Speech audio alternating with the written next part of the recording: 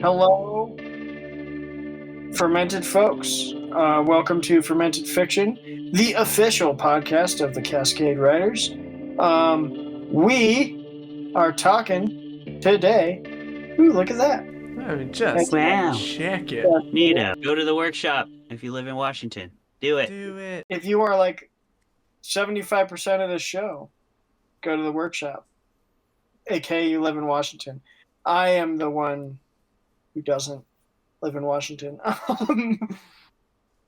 Colin, we can't hear you. Yeah, cannot hear any of what you're saying. You are You silent. Mm-mm. you done been muted, boy. Well, while Colin You figures are- it all out, I'm going to continue with the intro to the video, and then he's going to tell us about the Cascade Writers Workshop. The intro that we're going through, as you can tell, I'm in a different location right now. Oh, is it working now? Oh yeah. Yeah, tell us Yeah. about I don't know what happened. We'll Literally use don't it know. for my life update. Cascade Hold on, Riders. Colin. Hold on, Colin. We're using What? it for my life update. He's like, After you. Well, sick. Well, we're not yet. Okay, so today we are talking about a book that was narrated by our very own Pedro Pascal. We love you, Pedro. I Mhm. gotta pull up. We do. This is how in love with Pedro I am.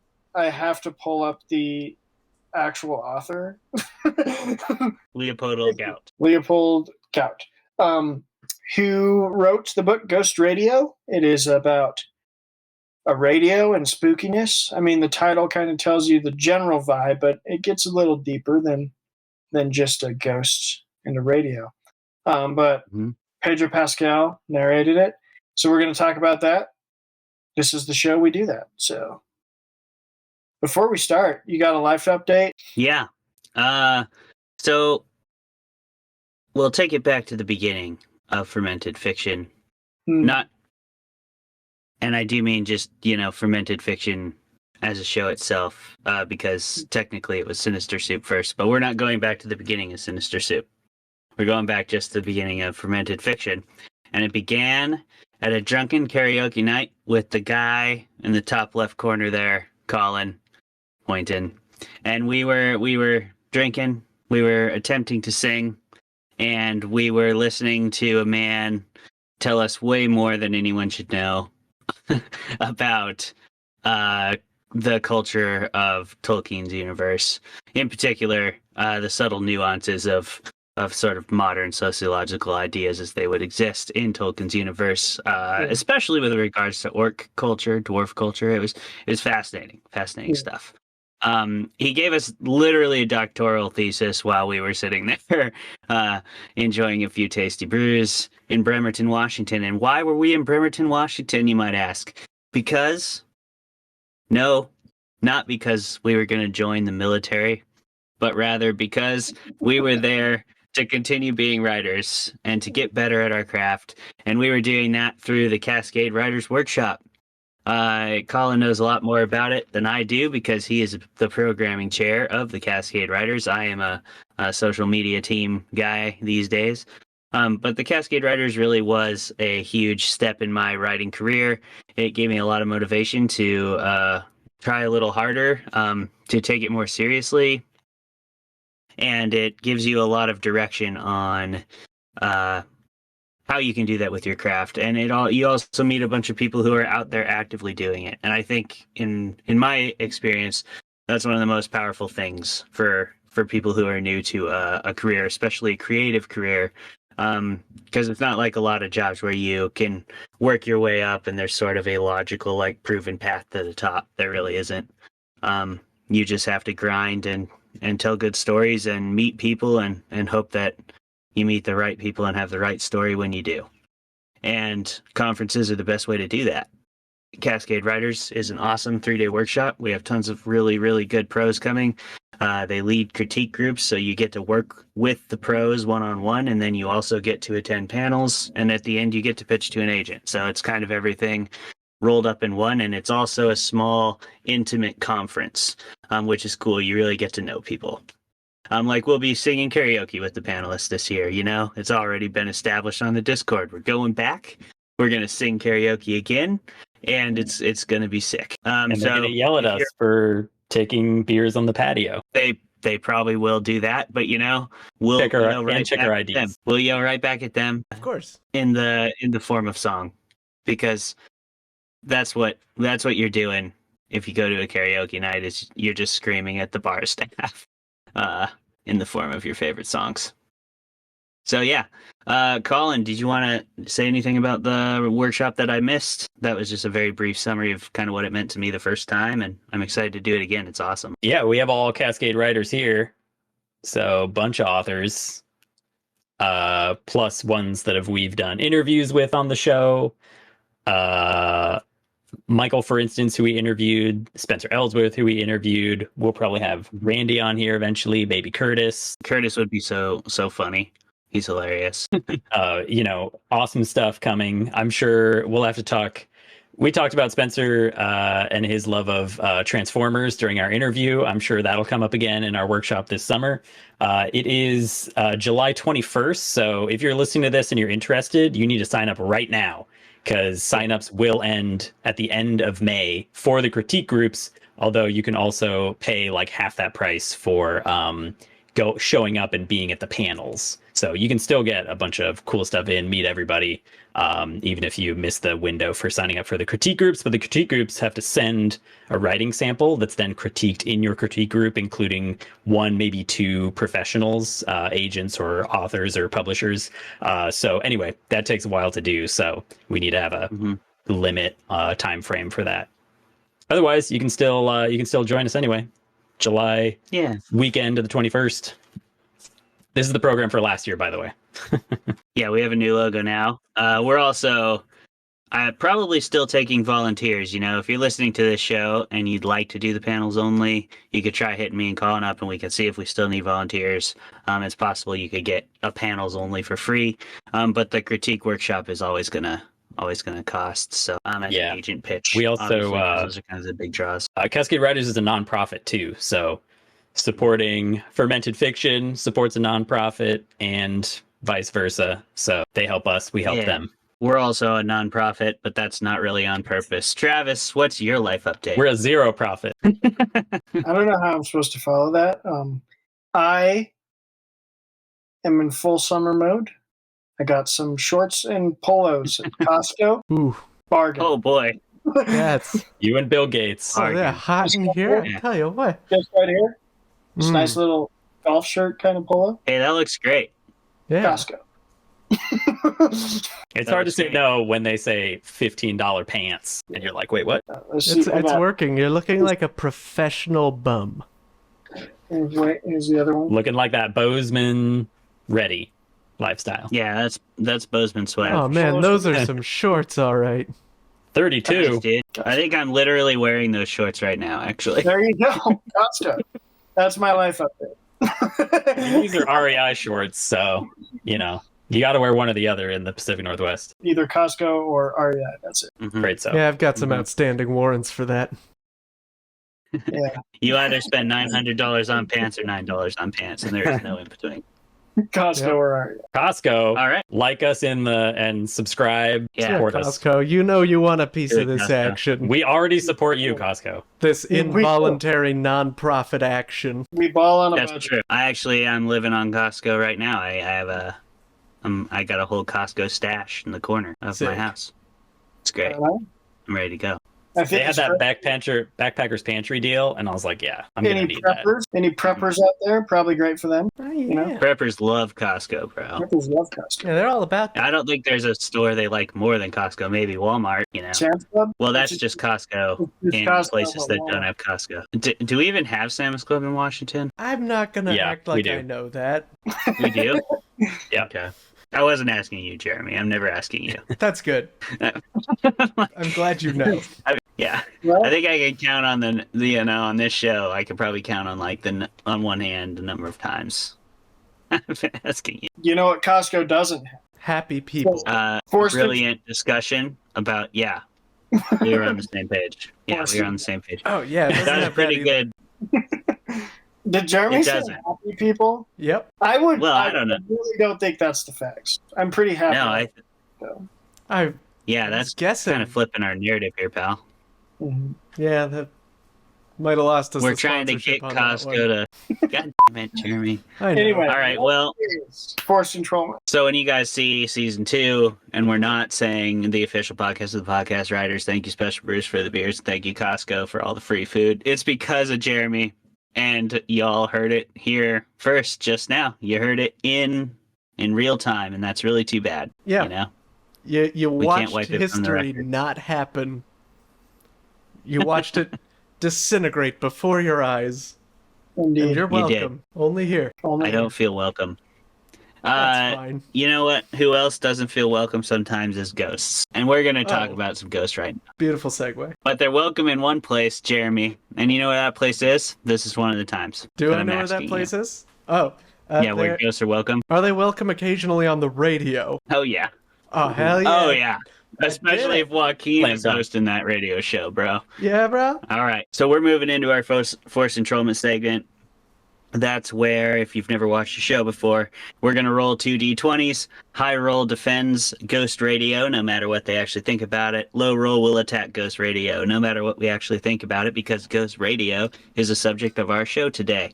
We'll debate for 10 minutes, then Jeremy will tell us to shut up, even if we're mid-sentence. Yeah. And then you know. after that, we'll do our other segments. We have 3 more after that. It's quite a ride, y'all. You're in here for quite a ride tonight. Ghost Radio, we'll sum it up real quick.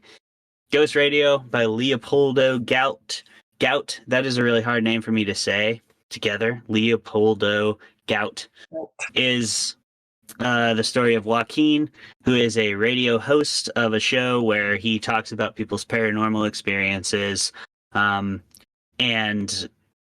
it, it goes deeper than that, but that's the broad premise. He hosts a radio show.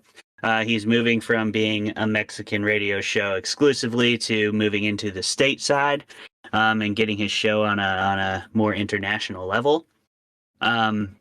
And he's got his girlfriend Alondra, who is also on the show. The book is very much about their relationship and their journey to where Ghost Radio has reached a level of success and acclaim that it's being considered for an international programming slot. And Joaquin comes from a very dark past of like heavy metal music and experimental art in the musical sphere. So he went pretty hard there when he was younger, Joaquin, and now he's a Ghost Radio host, and that's kind of where the story starts. And we will spoil everything else about it as we talk about it right now. So if you want to read Ghost Radio, and I will not suggest that you do right now because you don't know what I actually think. Whoa. But if you want to actually read Ghost Radio, spoiler free, you should stop listening now. Come back to the show later. When you've read it, have your own opinion, and then you can hear what we think. But for now, we're going to roll some dice. Travis, how you feeling about it? You ready to Good. roll some I have dice? to roll on my phone this time because I've still been setting up stuff in the new space. That's cool. This is computer on computer violence because I'm also rolling on my computer. That's good. That tower was an unfair advantage. It absolutely was. No. All right. You ready? Yeah, Let's I roll. rolled. What? Yeah, You didn't just- touch close. We touch gloves after we roll. Oh, We're yeah. about to start the debate. Act like you've been here before. What'd you This get? guy's running to the center of the ring, holding his glove up in the air like I'm supposed to come touch it. I'm still bouncing, bro. I'm still in my corner bouncing. I rolled a 19. I got a 2. Dang. I Yeah. got a 2. All Oh, right. yeah, your boy's back. No dice tower. Well, now we have to do Oh, a you John didn't use the Henry dice thing. tower. Yeah, we have to do a John Henry thing now where I will take this program against the dice tower and we'll see if the dice tower can outroll the Dice machine. tower wins. Yep. I like that. Yeah, Machine. We'll have to test it. We'll figure for it out. science. It's for science. That's what we care about here on All right. Fermented Fiction. You ready? Oh, yeah, let's have a good, clean, or, I don't know, argue with one another for our viewers, whether you mean it or not. So we're gonna, do that in The watch 3. coming up. Yeah, oh, it's coming off. Oh, yeah. So, yeah, in 3, in 2, in the thing that's less than 2, one of the many things that's less than 2, 1, go. All right. Ghost Radio by Leopoldo Gout. Let's be real. Just like every other review you read on Goodreads or Amazon about this book, we really came here for Pedro. Everybody came for Pedro. And it was hilarious. I was looking at the reviews and like literally like it would be like 5 reviews that start with that, and they all start it like they're apologizing for something, but nobody's apologizing. Come on. But it's okay to be here for Pedro, y'all. You know, we're doing a whole month about Pedro.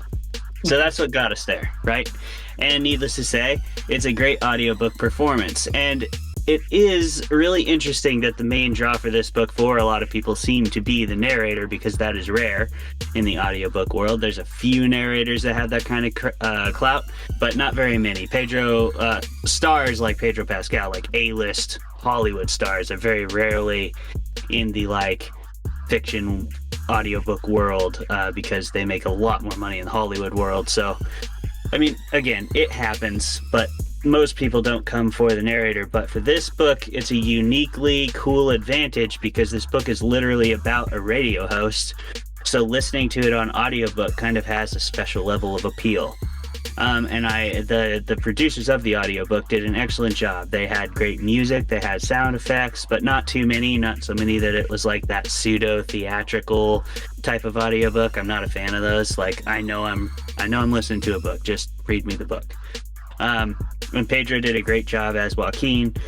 He did a great job like hosting a show. I felt like I was listening to a radio show as I listened to this book. So I often will. There's a few narrators again that I will say like listen to it, don't read it actually as an audiobook fan, but not many. This is one of them. But actually not as good as Pedro is. I recommend that more because of the content of the book itself.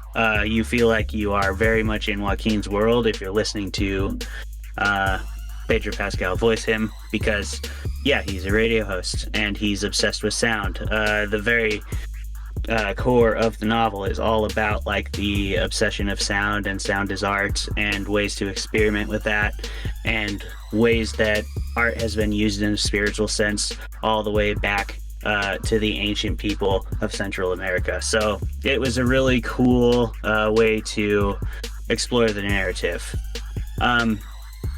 I love the concepts. I love the vibe of it. I like the dialogue. Joaquin was a really fun character for me. Definitely like relate to him as when I was a young grungy artist. I didn't do music, but I was very much had that like attitude towards the world that Joaquin had, and I kind of related really hard to that. Maybe a little harder than I should be proud of, but there it is. So that'll be my opening arguments. I thought it was very fun. I love the atmosphere of it, and I think you should experience it as an audiobook because it's very thematic. I thought that it was so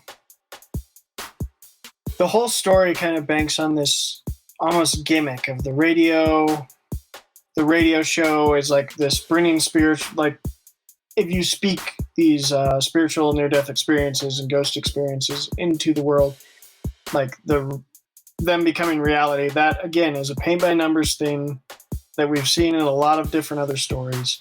I don't think this one does it too bad, but I wish it would have like stuck with that as its basis, as its like. I think this is a debut novel. I'm reading right now. Yes, it is. Yeah. So this is Gout's debut novel, and I think you could tell that like he had a lot of expertise with that kind of horror and those stories and the realities of the spiritual world being spoken into life from the mortal world. I liked when he painted by numbers, but my biggest problem came. I would have rated this book like a 3.5 out of 5 if the ending hadn't have come. Because I really think Gout like spent 75% of this book being like, this is what I'm passionate about. I know this story. I've read it 1,000 times. I'm telling it in my own way. And I was like, okay, I'm about it. I find it entertaining. I'm not going to rank it above a 3.5 because it's, again, the same story I've read quite a few times, but I'm enjoying myself. And then he was like, but I want to be different. And I want to be kind of like, my story's got to be different and a little edgier. And so you have that kind of rushed ending and fill in the details for me because my memory slips with the amount of books I read. But he goes to like the shrine, and like there's this other world that he can like enter into, and then his girlfriend is like, he's gone and he's disappeared, but she doesn't really remember him, but then she can kind of remember him through the radio waves, and then it just ends. And I was like, you banked on this mystery of who the person was that was trying to communicate with you, and as soon as we heard your past trauma story, I'm saying you in place of Joaquin here, as soon as we heard Joaquin's past trauma story, I immediately was like, well, it's your friend. Like, your dead friend is the one that's talking. Duh. And then that mystery tries to turn into something big and bigger and more wild, crazy ending. And I just didn't think it landed. And it kind of ruined a lot of the story for me because I liked the subtleties of the, like, speaking the spiritual world into reality. And I would have liked to see more of, oh, you spoke about me in this interview, so now I actually have a body in this world. That being something more, and maybe like to eliminate him is to speak him away or something.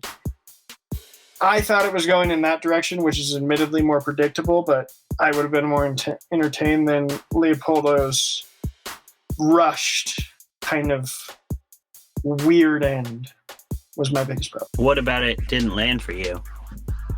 I kind of like the ambiguity, and I did find that throughout the novel there was a few places where I got confused, and when I first read it, I thought that was like you pointed out, it was a debut novel. I had those same kind of thoughts. I was like, this sounds like an early novel, like kind of reads like one. But as I read it the second time, I kind of thought that some of that confusing stuff might have been done more intentionally than I had initially presumed. Because once the ending kind of comes around with that ambiguity, it's almost like you are not really, as a reader, I felt like, not really fully supposed to know how much Joaquin really existed either, you know? Just like how they realized that the ghost radio show that they heard when they were kids didn't exist, you know? So, like, did ghost radio ever exist? Does it always exist? Is it both?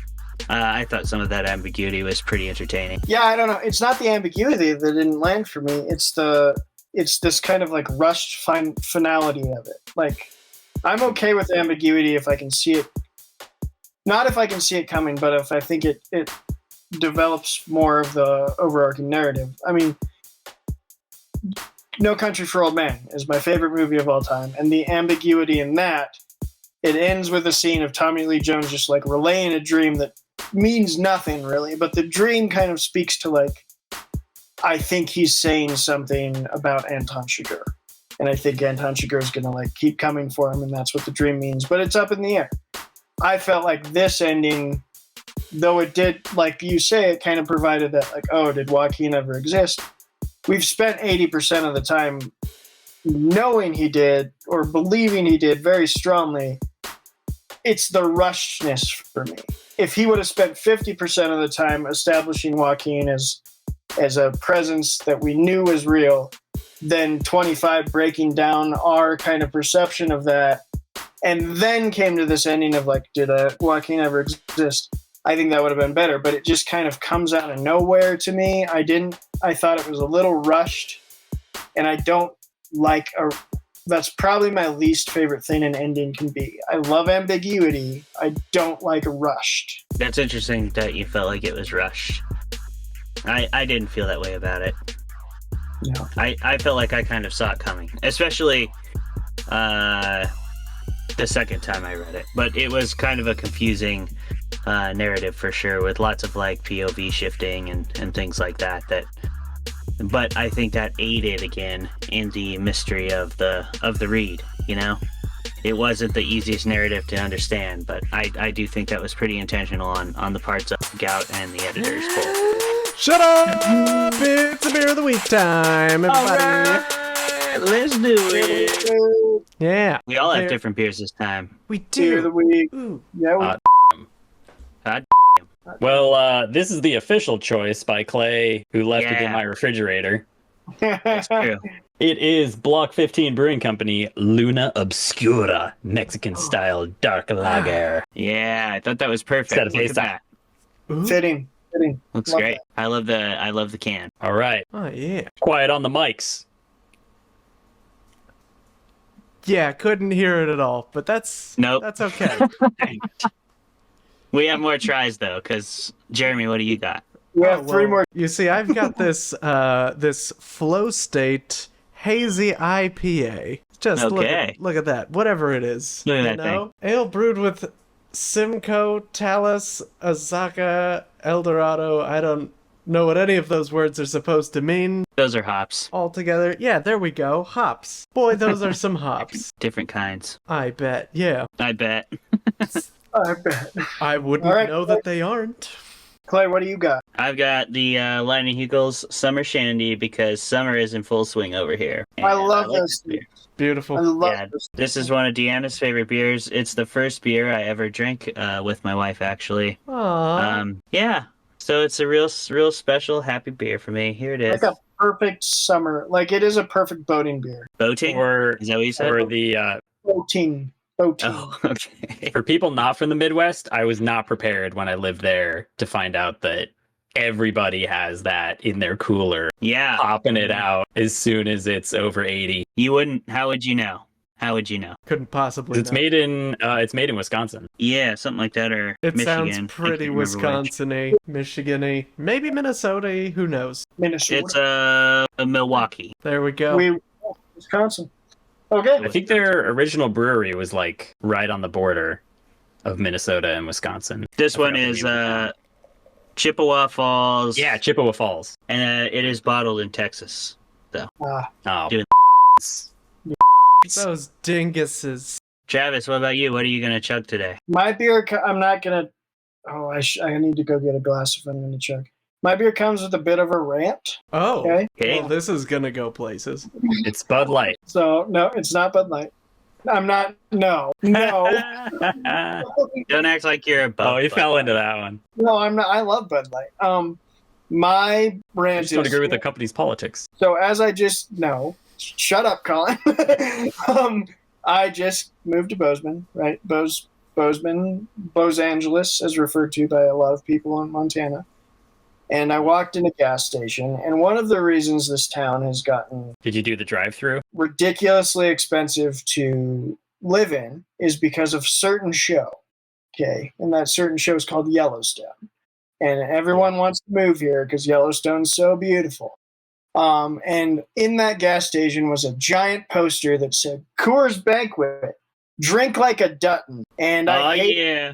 hated that with all of my Beautiful. being, but I have a Coors Banquet because apparently that's what they drink on the show. Whoa. Brought It's to you really- by Coors. Really stupid. But Coors isn't stupid, right? No, I like Coors. Yeah, they're fine. I mean, There we go. That's a perfectly Sponsor us, Coors. respectable. Coors. It's Coors. you know, like Coors Light. Bush or it's just, you know, they, It is Coors. Yeah, You're and right. You're right, Colin. And because this Sorry, is Coors. the last official episode of the season, I brought a second one to chug in solidarity with Are Travis. you gonna chug? Wait, chug with me. I'll get a Yes. glass. Well, maybe Oh, we you- should all do that. Okay, yeah, We let's all all have enough to chug. let's all chug. Who could say? I'm gonna mute really quick. I couldn't get anything less than a 4-pack, so... Oh, he's dipping He's serious out. about this. He's stoked. He's never had we've never done a full company chug. I know, right? This is I told my wife she could help me with this, so. But it is oversized. Yeah, I am tempted to taste I'll chug this the rest of before it. chugging it, Also, but I this is think good. it'll ruin the experience. It will. You're right. Yeah, and plus, just look how picturesque this is. You took your time on that. I watched you pour 3 or 4 different times. Oh yeah, it's got all it's the all head about the pulled around. love. Oh good, fruit snacks. You'll want those. Chloe, Medium bodied, crisp with notes of toasted nuts. Dark caramel, gentle hop, presence, and refreshing finish. Oh yeah, just I'm just, chugging my water, so I have think a of glass. all the glowing orange haze and the juicy aroma that I'm about This reminds to me slam strongly like I'm of, in college. Dos Equis Noir. Mhm. Oh, yeah. I've never had Dos Equis Noir. I've only had Modelo Negra. Oh yeah, Modelo Negra. Yeah, it's good. It is good too. All right. Solidarity chug. It's going down for real. Everybody in your cars listening to the radio, pull over. I would also like the record to show before I chug this Coors, I do like Bud Light and have nothing wrong with the politics. So Colin was just being a jerk. What? Crazy. That's so out of character for Colin. So out of Everybody character. does. All right, Travis, shoot the... Take it away. Gun. Ziggy zaggy, oi oi oi. Oh God, I failed.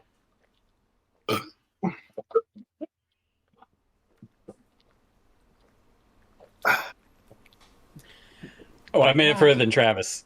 You did. I failed. I've had a messed up stomach all night. Oh God, my brain is frozen. I've done it. Sweet baby Ray. Victory. I only got most of the way down. I've lost a step since the old theater days. Good job, Clayton. Thank you. Should have busted out my keys and did a shotgun. Like a man. Well, you had a 4-pack, I thought. It's not too late. That's... Yeah, I should just slam 4 tall IPAs. You know. On a Tuesday. Yes, on a Tuesday night. Beautiful. It's All right. good. I'm gonna drive a car after this. Oh no. Attaboy. Yeah. Colin. Yeah, You have Colin? some fun. Yeah, What's so that? that's Fermented Force facts. Controlment. Yeah. Yeah, we need fermented facts. Our next segment, fermented facts with Colin. Colin, over to you with facts.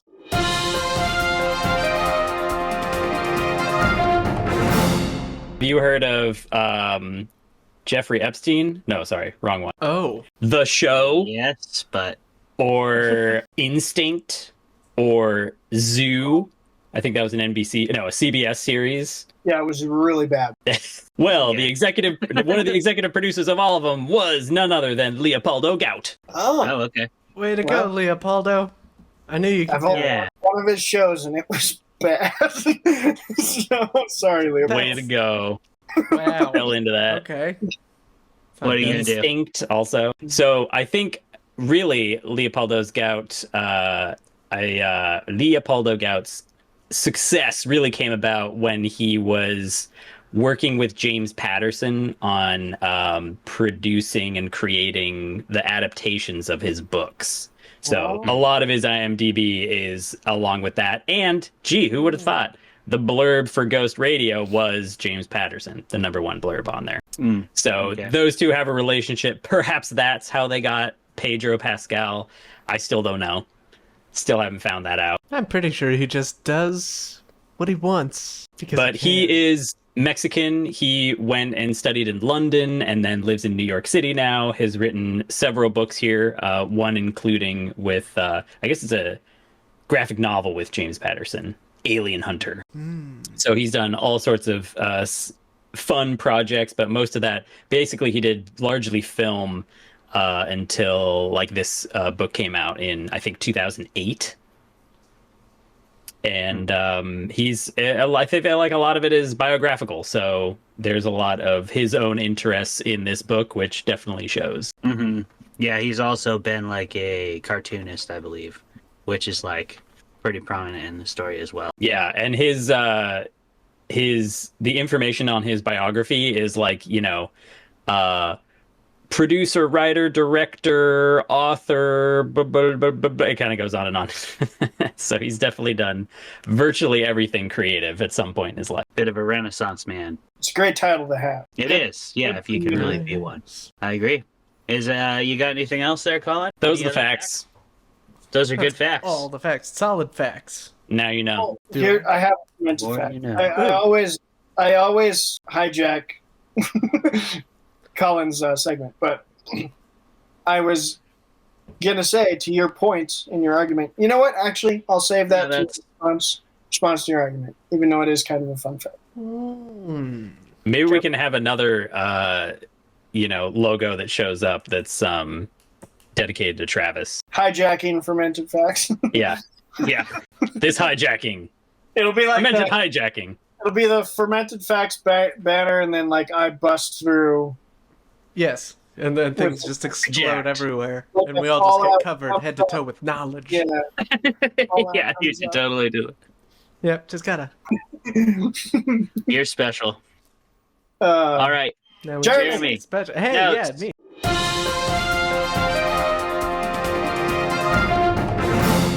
Notes. Oh boy, Yeah. howdy. Do I have notes? And you know, the notebook with the alien writing, it's made a comeback. Thank goodness. I was starting to feel uncomfortable. Not everybody knows about the alien writing. Jeremy writes an alien. Jeremy, show us the alien writing. Ah, yes. Well, you see, I've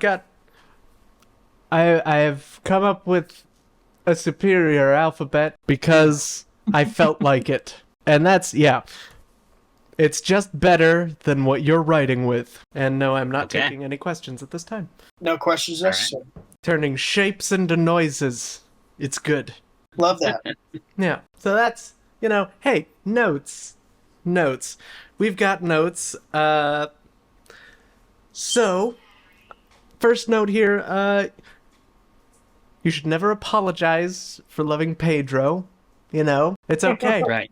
We can just Agreed. all accept that we read this book for one reason and one reason only, and that reason has just, you know, husky dulcet tones whispering into your ear. What's For a while. What's that? Oh, yeah. Yeah, Sorry. he's, The he's dog- over here The actually. dog loves Pedro. So Oh, of course. You know, Absolutely. Why wouldn't the it? dog has taste. Come on now. So yeah, that's note number one. It's note number one. My next note isn't actually about the book. It's more of a side note. Side note having to do with it. It just says Edgy Clay was weird. Edgy Clay was pretty weird. It was like That's true. It's true. can attest. it's like watching a koala that thinks it's a grizzly bear. Okay. Yeah, I'm still on board. Was that a short joke? It wasn't not a short joke. Because it could have been. Mm-hmm. It could have been. And Could've that's, been. It's that's accurate. good enough for me. I was essentially a drop bear, and we can leave it at that. Yeah.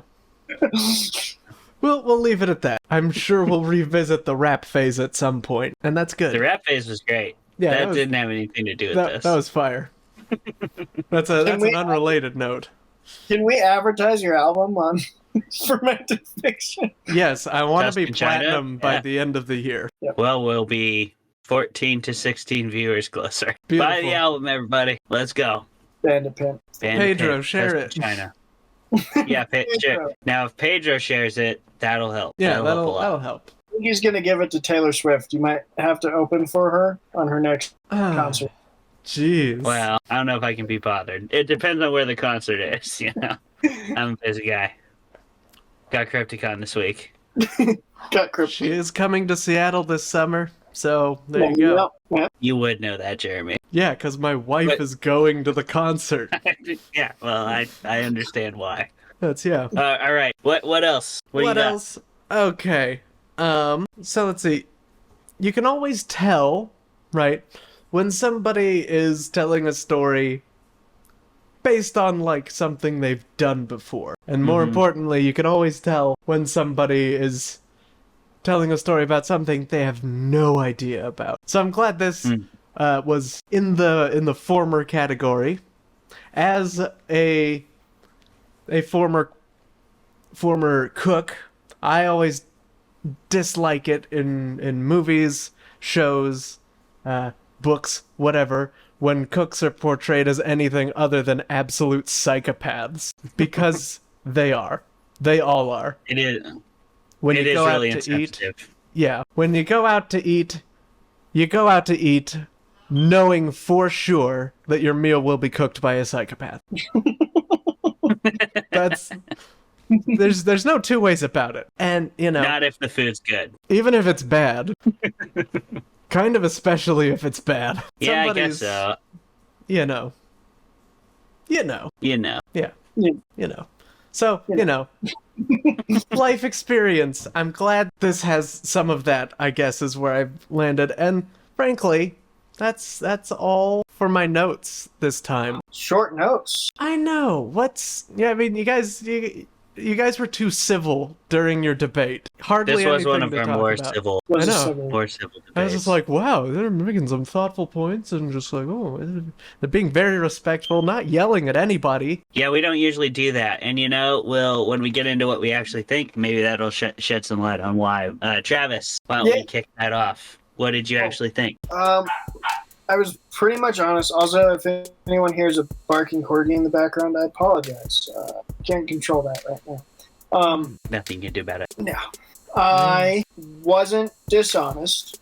I do think the ending was rushed.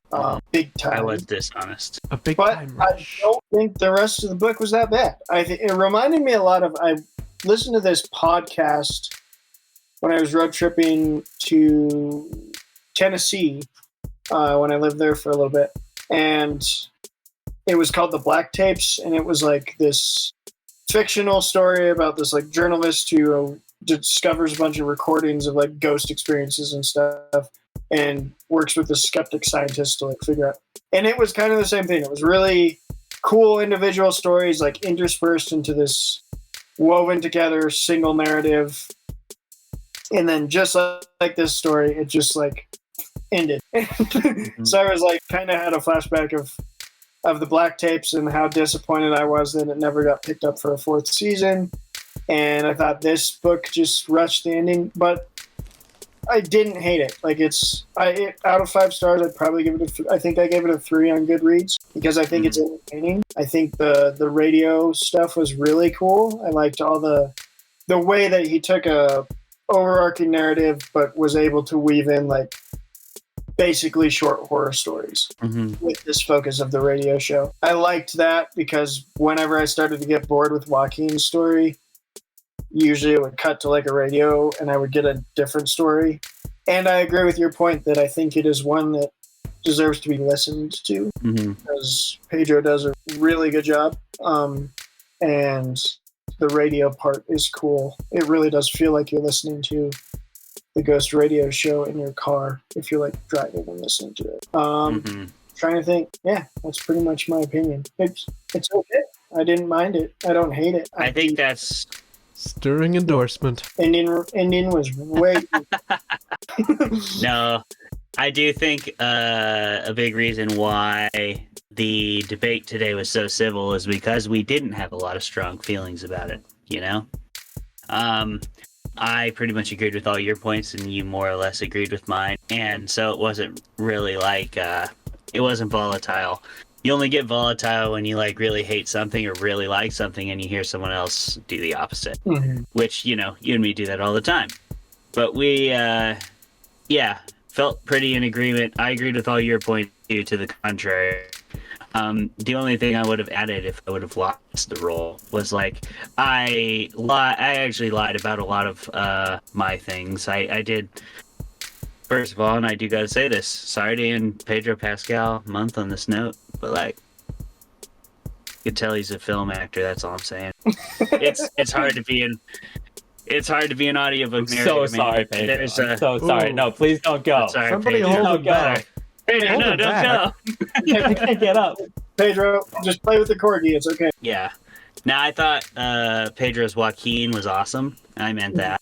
Like him hosting the show. Like if he was playing Joaquin in a movie, I'd be all about that. But he doesn't have the very like subtle, nuanced range of a very experienced audiobook narrator with the ability to make two characters who are very much similar sound like different people. That is so hard to do. But like there were definitely periods where if Joaquin and Gabriel were both on stage at the same time, I was like, I have no idea who's who. If I were reading, I think I would know. But because I'm listening, I don't really know. And I know you're being Alondra because you're being seductive sounding, so that's Alondra. And I get it, kind of a vibe, but like, It's pretty wasn't hard the to best tell. audio He sounds book I've pretty heard. seductive a lot of the time. That's true. Yeah, he has no control over that, being daddy and all, but I still thought he did a good job. I didn't think he did like a bad job or anything. I still do recommend you listen to it, so, I'll say that. But there are some narrators who just pretty much do audiobooks who are just so good at that that when you compare them, it's hard. You can tell when actors aren't audiobook narrators by trade. That's all I'm saying about that, really. Yeah. It's like a very, very specific skill set. That was going to be my fact was, you said, you mentioned there's a few audiobook narrators that like actually bring in listeners just by their merit. And I think that's like Michael Kramer and Kate Redding that did Wheel of Time and do all of Brandon Sanderson's work. Like, they're fantastic. And then when the Wheel of Time show came out, Rosamund Pike, the actress that plays Moiraine, narrated Eye of the World, and it like wasn't even close to the quality. No. Like, she's a good actress. I don't mind Rosamund Pike, but like compared to her and Kate Redding, it was like you say, the subtle nuances. No. Yeah. It's a whole art in itself. I mean, like Will Wheaton did the Martian, you know, and The Martian. Will Wheaton's a great actor. He's a great writer, great comedian, but like he's not the best audiobook narrator. He didn't do The Martian. He did John Scalzi's stuff. Well, who did The Martian? That guy is really good. That audiobook reader is great, but he doesn't do a whole lot of voices. It's Will Wheaton, Colin. I know what I'm talking about here. It is Will Wheaton. I just looked. Not the Audible that I listened to of The Martian. Well, that's fine. The one I listened to was Will Wheaton. And weird. It does exist. Will Wheaton did do The Martian. There must be another one. But The Martian I listened to is by Will Wheaton. I'm using it for my comparison here because it tracks. I think that he and Pedro are very similar in that I like them very much in their one field, but when they cross over into the other, not quite as good. Sounds like Leopoldo is the same way. I much prefer him as a writer to a TV person after I looked up the TV he's done. So I did like Ghost Radio, but yeah, it didn't like knock my socks off either. I agree with you about the ending. I think it was... I made up the ambiguity thing. I didn't think the ending was good. I was actually totally scratching my head at the end, like, wait a second, Joaquin's not here anymore? What happened? You know? And I had to listen to it again because I was like, I don't want to sound stupid on the show, basically. R.C. Bray. That's who you listen to? R.C. Bray. Nice. Okay. Which right above it, you'll see is Red Shirts, narrated by Will Wheaton. Well, there you go. There you go. But you forget I don't disagree. That, sounding stupid on the show is actually very good. People love that. I do it all the time. I do it for the show. It's great when one or more of us sounds really, really dumb. I talked about my gastrointestinal problems last time because I was a little buzzed. So, didn't you ever? I don't think anyone can top that. I don't know. I think my Arcane episode will always be not proud. I'll never be proud of that one, I should say. No, I agree with you. And what was I going to say? Leopoldo. I don't know. That ending was just, I got it. I think, I was confused. I did not get it. I got okay, what's trying to happen is an M. Night Shyamalan Sixth Sense sort of, plot twist, didn't see that coming. Whoa. But what? The main character, and so Joaquin and Gabriel made an altar, and the altar was the forebearer of a machine that bridges worlds. Yeah, the world bridge machine. Yeah. And he got sucked up into it. What I kind of... that'll happen sometimes. And he got sucked up, world like bridges. happens. Yeah, sometimes you get sucked up. Sci-fi shit happened, and then, there you go. Yeah, I think it was more spiritual. Happens, I would say more spiritual than sci-fi. Yeah, I'd say more spiritual. But it's for me, it didn't land.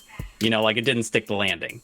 It was it had all the elements. There was the Toltecs and a supernaturalism and paranormal, but then also sci-fi because it was a machine and these things combine, right? But it's but how did that happen? With how? With magic. No, I agree with you, Colin. If Joaquin murdered someone and then the blood went into the thing, and I don't know, then I just didn't. I didn't get the explanation I was looking for why that happened. I also don't think the Toltecs weren't as good of a... What's the expression? The gun? Chekhov's gun. Chekhov's gun. The Toltecs weren't adequate enough as a Chekhov's gun. Like, they kind of felt like their own separate thing from the machine that came at the end, and then I felt like the machine just came out of nowhere. Yeah. Where I think the author was trying to use the Toltecs as Chekhov's gun of like, oh, I'm hinting at this thing that's going to happen at the end. But if I don't know anything about the Toltecs, and you don't adequately explain like why they're connected to this machine, then I'm not going to feel payoff when the machine finally shows up. Whereas, like... Deus Ex Machina. Yeah, Deus Ex Machina. But even those are often hinted at. Like, that happens in... I love the Dresden Files. Dresden Files uses Deus Ex Machina all the time. But the Deus Ex Machina devices are always, like... A Dresden File novel goes that, like, something gets introduced at the beginning that seems pointless. But you know, by the end of that novel, that pointless thing is going to be something that, like, saves Dresden. And like that's where I think Leopoldo was trying to do with the Toltecs is like, I'm going to introduce this concept early, but I don't know anything about them, and he didn't explain it well enough. So when the machine came, I was like, okay, so he went into a different world, but like you say, how? I don't know what happened. You don't know everything there is to know about the Toltecs like the rest of us? But there is for sure Like an info all of the dump, rest so it's of not us. like we don't get info about the Toltecs, because there's a big old info dump where they're like, well, you know the Toltecs? No, yeah, I mean, I know they did this. No, that's what people say the Toltecs did, but it was invented by the Aztecs, and really the Toltecs are more an Aztec conception, and you can read this book, and this book, which are real books. Mm-hmm. I was like, okay. That's classic Alondra, bro. But I Classic Alondra, yeah. Yeah. Well, here's what I grabbed from it, and I didn't grab it again until the second read, so I feel you guys. But the second read, there is a lot of emphasis on Joaquin's radio personality sort of being this spiritual transcendental type of state that he enters. Yeah. Like he, when he's talking to these people about their stories, Alondra almost like a flow state, you could say. Oh. Alondra. Oh, you said it. Alondra does mention that she notices that, and then Joaquin also reflects on it. So it is there, and in my opinion, that's what how he got there. But I agree, it wasn't spelled out in so much plain English for us to really understand it. And there just is a level of that you have to do. I don't think was there for 90% of people to connect the dots. Honestly, I think if everybody read it a second time, you'd probably see it too. But it was I totally had to read it a second time. When I hit that ending the first time, I was like, what the just happened, dude? So I feel it. That's exactly how I was totally scratching my head. I was like, what is going on in this? I was really liking this for 80%, and now I don't know where I am. Here's where I think there's a difference with good story versus a great story. And again, I'll use No Country, but I can also use another Pedro project, the first episode of The Last of Us. Forget use that. The rest of the show. Go on. Do it. We're not talking about the rest of the show. We're talking about the first episode. So a good story, Leopoldo's story, like Clay says, you see it a second time and you see oh, that's how he got to the ending. I think a great story is there's more in the details to the payoff than you see in your first go, but you still get the payoff. Mm-hmm. So totally. So I say The Last of Us, the first episode, because the virus is coming, this big blowout, infection thing is going to spread, and you can see some of the reasons for it. But if you watch it again and pick up all the there's a bunch of subtleties to why Joel and Ellie don't get infected. And it's because as you watch the show, you learn that it's from grains, and Ellie forgets his birthday cake. Ellie is offered oatmeal cookies at the neighbor's house and doesn't eat them. Man, she's like, oatmeal, gross. Or not Ellie, sorry. Joel's daughter, not Ellie. Joel's daughter is offered oatmeal cookies at the house and doesn't eat them. Joel, I think, is supposed to pack a sandwich for work and forgets it. And it's all these little things of oh, that's cool. That's why you know, and like her giving him the gift of the watch at the beginning of the episode. He looks at his wrist and like slaps it because he doesn't have a watch because it's broken, and then like whips out his phone and looks at the time. You don't need any of that, but it makes the end better. But you still can get the end. That's where I think like No Country I've watched maybe, I would say honestly, not even lying, 25 times. I love that. And I still pick new stuff up. Mm-hmm. But my first viewing of that movie, I was in love with it. But now I go back and I'm just like, oh, I missed that little detail. Whereas Leopoldo's, I'm like, the first time I read it, I was like, what? I don't think your ending payoff worked because you missed those details, whereas your ending payoff should have worked. And then me going back and visiting it again should have made it even better. Yeah, requiring a second reading or viewing is always a negative. Yeah. It's not good. Yeah. It's a negative for sure. It kind of blows. But I think the other thing too is that it doesn't need to be explained, like especially in a horror story. I think there are two kinds of horror stories. There's the ones that are like realistic, where stuff needs to be explained because like this is the real world, and then here's the explanation for why this crazy thing happens.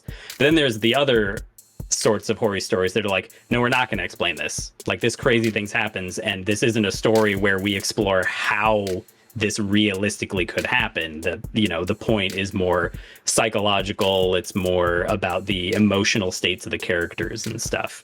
So yeah, I don't think you needed to do one or the other necessarily, but I think maybe it needs to be clear as to what kind of story it is, because I think those are for kind of different people, or they should be pretty clear from the storyline get-go. Like, this is supposed to be realistic, here's the explanation, versus you're along for the journey. Yeah, I mean, if you're gonna explain stuff, you gotta really commit to explaining a lot of stuff. Otherwise, people are gonna be like, what? I know that's really good. I know that's a really good point, Colin, because I'm gonna compare it to a book that I consider great, one of my favorite horror books of all time, which is The House of Leaves by Mark C. Danielewski. One of the best horror books ever. One of the best mind books of all time. And that is a book that very much you never know what's going on, like Colin said. It's all about the emotional state of the characters, and nothing really gets explained. But that is very much the established parameter of the world. You don't expect to understand it at the end, and it kind of it's another one No Country. I think you could read House of Leaves 50 times and you'd still see stuff that you'd never seen before. This book sort of tries to do that, but it doesn't pull it off. I don't think we need to understand the mechanics of why Joaquin disappears at the end, but we do need to understand why on something. Yeah, and Stephen King does it all the time. In his JFK series, right? It doesn't explain why there's a portal in time. It's just there is. But there are rules about how it works, and that's what the character discovers, is what are the rules to this thing. And he did the same thing in the Dark Tower series too. There are doors between dimensions. Literal doors. Some are wood, some are steel.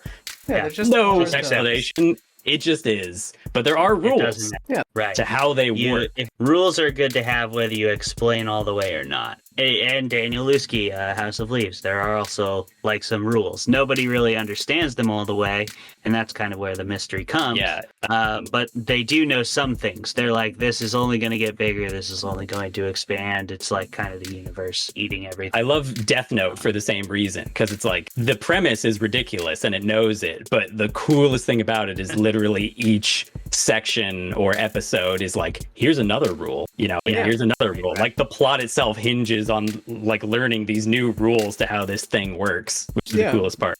And that's a really good example of you don't always need to know exactly why something is working if you have a good idea of how it's working. What it takes to make it work, and that kind of thing. I wrote up a class when I was doing my master's. I wrote up a class that was using fantasy literature as a primer for religious study, and it's that same exact reason that you see in horror as well. Of like, fantasy literature requires a lot of just acceptance of the rules, and then holding the author to what those rules would entail and what those rules would do for the world. And the primer being for religious studies, because every religion starts with a creation story. And it's like, okay, accept the creation story, and you now have a set of things that you have to believe in. And what do those things say about the world in which you inhabit? So, like, if you accept the Navajo creation story, what does that say about the world you're in now and the realities that you're living with? Well, it says that you should treat the earth as a sacred being. That's a small example, but I think that's the same with like horror with fantasy. I think they're great primers for that in my classroom of, you know, once an author has given you a rule, which that might be my problem I'm now realizing with Ghost Rodeo. That rule doesn't really come till the end. Ghost Rodeo. That That's sounds what incredible. When am I going to Ghost Radio? I want that That would book be a on my very- desk Monday. I want That that. would be a very different, book, and I'm totally into it. I want to. No, Leopoldo, Genius. let's go. Ghost Radio, I think that the rules don't get established until later in the story. Whereas, like King, like you say, Colin, Stephen King establishes early in The Dark Tower, there are doors between these worlds. Okay, you don't have to explain the doors, but now we know those doors exist. What are the consequences of those doors? Like, what is the reality of a world in which there's those kinds of doors in it? Yeah. If you get too much into like trying to explain something like, say, interdimensional travel or unintentionally reaching the paranormal beyond the veil through your Ghost Radio show, then you get away from the story you're really trying to tell. Like, if you're not trying to tell a hard sci-fi story exists to, like, often I feel like tell that story of the science, you know, and like what implications that has on humanity and the universe, and that often becomes a narrative of like a hard sci-fi or a hard fantasy. But in a soft one like this, then the story really is, it's about the characters, it's about the world, it's about how they're affected by the thing. So we don't need to fully understand the thing. We just need to It's a good understand title. how it affects everybody. The book really is about Ghost Radio. It really is. And the It best really parts is. of it are the show. The best parts of it are the show. Absolutely. Like, Oh, yeah. I wanted to just hear the show. Yeah. The stuff that wasn't happening on the show was always less interesting. So yeah, it was a really cool concept. A little bit shoddy in the execution, especially at the end. I was pretty entertained up until the end, honestly. And then, yeah, like you said, Travis, maybe the last 10-15% of the novel, it was kind of like it felt like it needed, I don't know, more time to breathe, or maybe less time to breathe, honestly. Less tangential stuff. How many times did that happen to you this season? Of like, you've texted the group like halfway through a book. Oh, this is great. Great. Oh, so many times. My God. So many times. I have to chill out. I have to I finish things remember before I you get talking excited. to me about Fairy Tale, being like, it's pretty fucking good, right? I'm like, yeah, I think so. I'm only part of the way through it, but it seems good so far. Then Yeah, it it gets wasn't, though. weird. Yeah, I got to the. I was not happy with Fairy Tale. Not a good follow through. But what are we? How many beers for Ghost Radio before we get too off topic here? How many beers, Travis? Ghost Radio. I'm gonna say a beer for every like romantic scene, because that's another thing I would have criticized. Is Brand yeah, J. me too. Leopoldo writes romance very well, so that's like 4. And then I'm pounding 2 in the Ooh. confusion for the last one, so a 6-pack. There you Okay. go. A whole 6-pack. And the last 6. the last two are chugs, because I'm just like, I don't know what's going on. Fair enough. Mm. Jeremy. Oh, hey, me. Well, I would give, I would say, it's hard to say, because it's difficult to say how many sittings it takes to get through a book at any given time, especially audio, and According to especially Audible, since 7 hours. 7 hours. Yeah. Okay. And especially since I'm driving a car basically every time I'm listening to an audiobook, I'm gonna still say for each sitting. So I guess that's seven sittings. I'll give it the same number of beers as I would rate it in stars, which is 3.25. All right. For Three and a each- quarter. I'm going to jail. So that's like 21 beers. 23 maybe. 22? 22 beers. Yeah.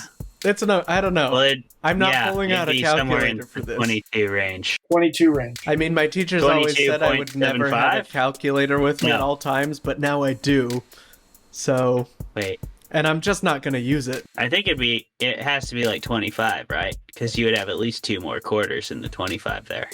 Fine, I'll After use 7? the calculator. Are you, You happy? totally would. It would be 25.75, right? While he's calculating 22 and Oh. 3/4. 22 and 3/4. Colin, Or sorry, yeah, 20. I meant 23, All right. but I was still wrong. Good to know. how many beers? 9. Cool. Wait, what? 9. Okay. 9. Yeah. Uno, But dos, more tres, importantly is the cuatro. drinking game, which is you take a shot of tequila every time we're reminded that Alondra wears combat boots. Oh, yeah. It's a lot. That's a lot of time. It's Yeah, too many times. By the way, Why did I go out and buy She beer walked. for this? She stormed away with her combat boots on, echoing down the hallway. And then drinking every time a character is horny, you can have a Dos Equis. I think Both that's Dos more Equis. It's than, also a lot. I think that's more Yeah, than both Dos Equis. Colin. I think that's more than time by the end. So I can't Well, halfway yeah, through the that's book. gonna I was be- like, okay, yeah, that's They're the drinking horny. game. That's the number of. I got that right away. Yeah, they're So, horny. got my number quick. Colin, your answer is a bottle of tequila and an 18-pack of Dos Equis. Yeah. Is that what you're Great. saying? So alcohol poisoning. Just alcohol poisoning? Yeah. So this is officially our spread it out. highest Okay. rated episode of all time. Right, it's Yeah. a book. It takes a while. So yeah, you can spread it out. So Maybe not Ghost poisoning, Radio. but definitely a problem. our Ghost Radio reviews so far include a 6-pack, driving while drunk, and alcohol poisoning. Clay. Yeah. This All right. is No good. pressure. No pressure here. Yeah. I mean, I would just recommend maybe two nice Dos Equis Ambers each time you sit down with the book. So, if you're reading an hour's worth each time, then you'll be sitting at a nice, cozy 14. All right. Do you know the number Hey, of that's pages? all right. I feel like the audiobook was only like 7 hours. It was. It was.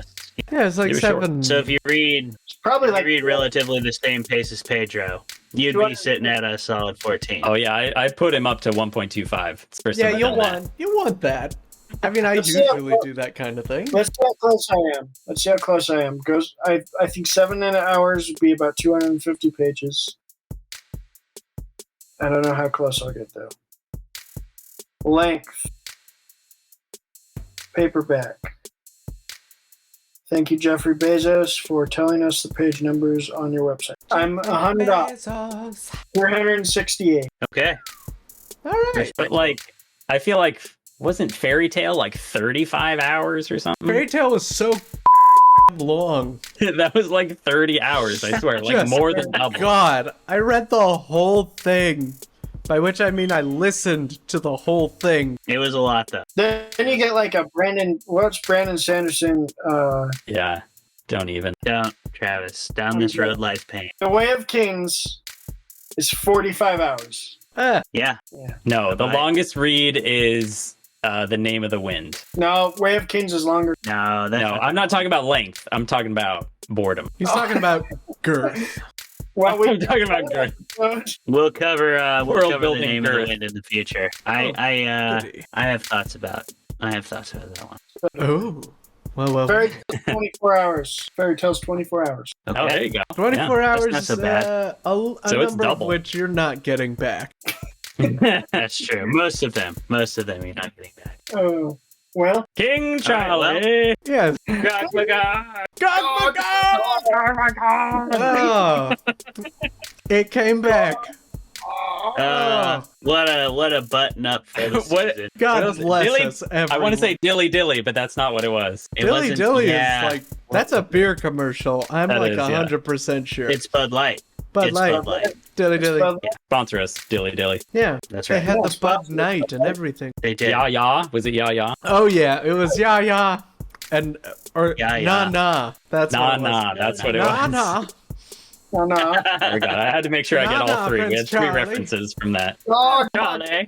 dog. Prince Charlie. Where's Nah, nah. Well, that was really something, Okay. wasn't it? I Heck do of a have- season, everybody. I have one more thought. Oh The- good. What's your thought? Love Stephen King well enough, but Sure. definitely a bit misogynistic sometimes. Sure. That book, fairy tale. I was like, you've held back many of your misogynistic things, and then Charlie and the first time he sleeps with someone, princess thing. I was like, never mind. Yeah. You know, There they are, Stephen. look, sometimes he just gets They're to still there. slip in his weirdly horny bits because the editors, they don't look at it too much. They read like maybe every other Do they? chapter. They were bored by that point in the novel. They were like, Yeah. shoot. They'd already given up. I'm- They're like, Steven doesn't listen to us anymore. They were like, if we say we'll It doesn't publish matter. it, can we stop reading it? And he's like, yes, thank Yeah. God. Go. All right. All right. Heck of a season, everybody. Thanks for all yeah. your time and effort. Jeremy and Colin, thanks for doing all this back-end tech stuff. Travis, thanks for showing up from Montana an hour later than us every single week. Cascade Writers, thanks for existing in general and for letting us be your podcast. It's a true honor. Thank you, Special Brews, for giving us beer all year and giving Travis that neato hat. That is pretty neato. Ooh. Most importantly, thank you, listeners, for being here, for sending me comments, for listening, and just for existing in general as well. We really appreciate you, and we couldn't do it without you. We'll see you next season. We'll be recording live August 5th and 6th. So we will let you know more about that, but we're going to be recording live for 2 straight days. We're going to do a whole bunch of episodes. We're going to have some guests. We might even have some live music. It's going to be really awesome.